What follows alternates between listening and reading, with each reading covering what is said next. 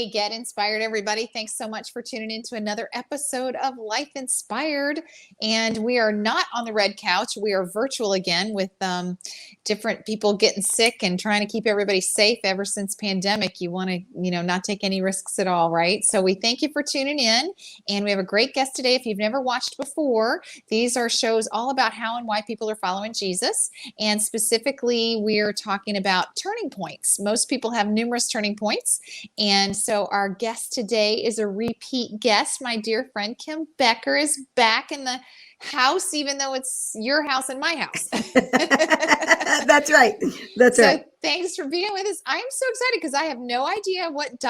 turning point you're going to talk about today. So, and then God, give us a little backstory. You got a new thing to share with us on Life Inspired today.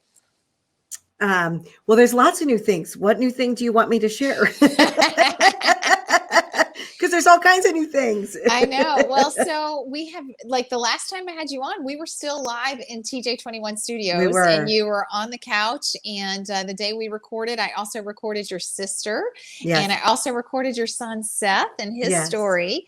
Yes. So there's been lots going on. I know things in your personal world. I'd love to hear a little bit about that. I'd love to hear a little bit about how the pandemic has changed the Hello Gorgeous mission and some of the stuff that y'all are working on with national television stuff. So just share, give me some backstory. Tell us stuff. Well, so the last time that we were together, I think I shared with your audience that my journey with Hello Gorgeous and helping women with cancer became a little bit more personal, as last November I was actually diagnosed with cancer. Right. It's a neuroendocrine cancer that they found in my colon, but they were able to do surgery and get it all. And I still see the doctor every 3 months, and because it's such a rare type of cancer, they have just recently referred me to a specialist in Indianapolis just to make sure that everything is still good. So just odd. It's given me a different perspective as I walk into our local cancer treatment center just to even get my blood work now. And I have a completely different take on the women that we help and the journey that they have to follow. And I smile when I walk in there. So many of the women, the nurses that are kind of back in the doctor's area, they always say to me, "Oh, I love your hair." And I always say, "Thanks." And I really want to say, "Thanks, I get to keep it." I feel so fortunate at this point in time that, what they were able to do with just the surgery, just no further treatment is needed at this time. But I will tell you, through this time, and since the last time I spent a lot of time asking God why.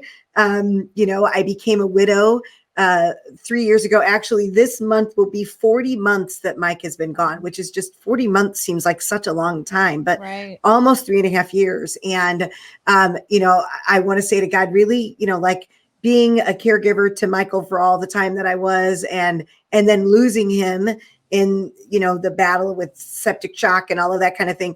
It wasn't enough, God. So I ask God all the time, like, what am I supposed to be learning? What else do you need me to learn? And then, of course, out of the blue, the hardest thing to do was to tell my son. The hardest thing was to say, by the way, I know I'm your only parent, but I have cancer now. And, so it was just really difficult.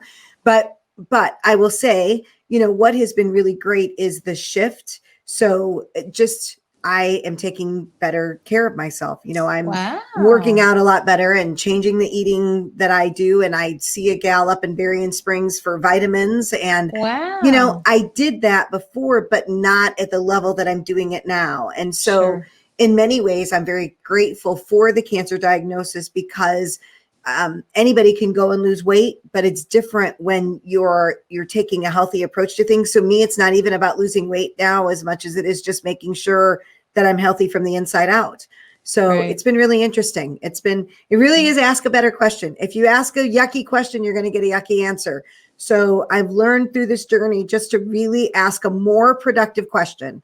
And one of them is, what am I supposed to learn from this? Daily I started asking myself, God, how can I serve you? How can I use this journey to serve you? Because it's not about me. Right. It's not about I'm this time on earth I have as a gift, but it's really how I can effectively use this time on earth to serve God. That's really what it's all about. Absolutely. Absolutely. So you're serving God really, really well with Hella Gorgeous, and it's going to a whole new level. Can you tell us a little bit about the journey to this television show? Sure. So we're just in the process of things now. So my goal has always been to have a television show around my original thought was the women that we serve.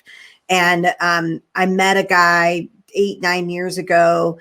We worked on several projects together where we actually had a film crew come out and they filmed a whole big thing that we did at Notre Dame where we did a reveal in front of 10,000 people. And the guys that we were working with have worked on the Blair Witch Project and they've won awards on some of the other stuff that they're doing. They were actually nominated for an Academy, a Country Music Award, just for the recent. So, I mean, we're dealing with some great guys. And so anyway, I fought him because I was like, I wanted about the woman. I wanted about the woman. I wanted about the woman. And all the feedback, when we tried to pitch this to networks before, all the feedback that we were getting was cancer's too much of a heavy topic. It's too heavy. People don't want to know about cancer. They don't want to know about cancer. So I'm like, okay. So I kind of like gave into that. So what he had said, and I see it now, is that it's really about ordinary people doing extraordinary things.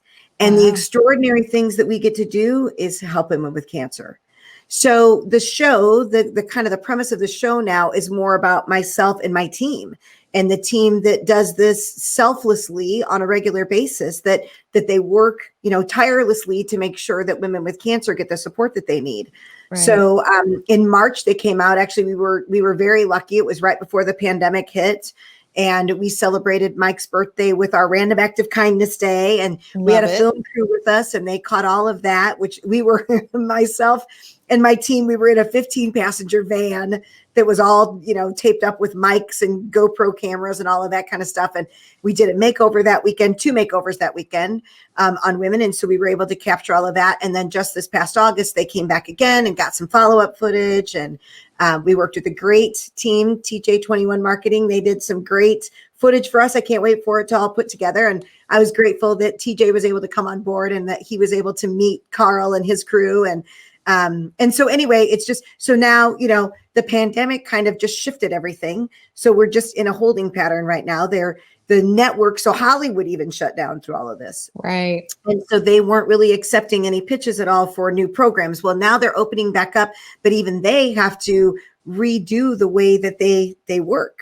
Right. They have to, the camera guys have to be so far away and they have to get lawyers involved so that if, somebody's on the set and they contract COVID, that they can't sue the production company. And so it doesn't look like they're going to accept pitches for reality TV shows until after the first of the year, sometime, maybe spring, this has been a blessing for us again, because we've had all this time now that we can work on edits and figure out if there's, more footage that we need to get. So it's been good. So I'm excited. My prayer is that we get to inspire other people, that we truly are ordinary things. I always cling to what God says is that he doesn't call the equipped, he equips the called. Right. And I never had any aspiration to be on TV or be a movie star or I always say I want to be Oprah, but that's a little different.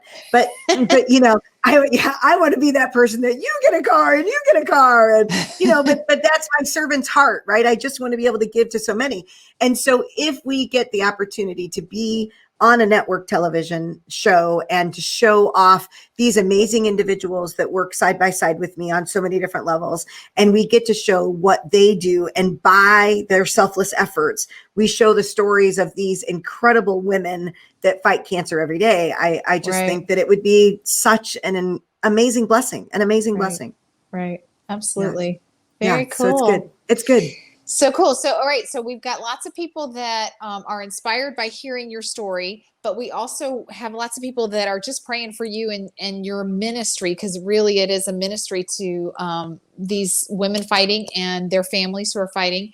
And so what are some things our viewers can do? So how can they pray for you guys? How can they pray for Hella Gorgeous? How can they support Hella Gorgeous? Maybe volunteer with you or something like that. Tell us a little bit about that really quickly before we go. So we have, I always pray. My prayer every day is for guidance. my prayer every day as the leader of this organization is to make sure that I'm making the right decisions at the right time with the right people for the right team and for the right members. And so I always pray for guidance. I pray for protection. I constantly pray for a bubble of protection for a long time. It always seemed like anytime something good would happen with Hello Gorgeous, Mike would get hit with something, it would be another infection or some sort of an odd, embolism of some sort. And so I constantly pray for a bubble of protection. So I always ask for people to pray for protection around me and our team and our organization. Sure. We ask that you visit our website. There's one of the things that we have is just if you've got a family member that has cancer, on our page, there's a free resources page.